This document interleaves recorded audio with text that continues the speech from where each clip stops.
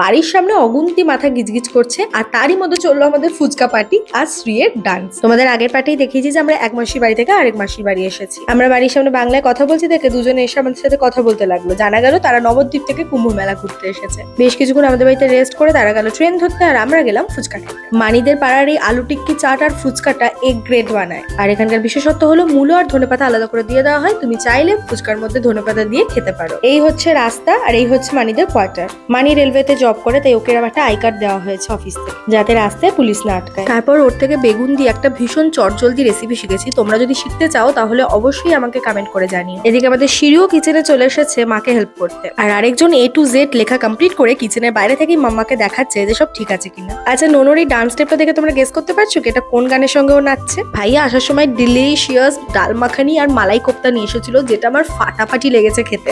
আর শেষ পাতে ছিল গুলাব জামুন আর এই রসগোল্লাটা।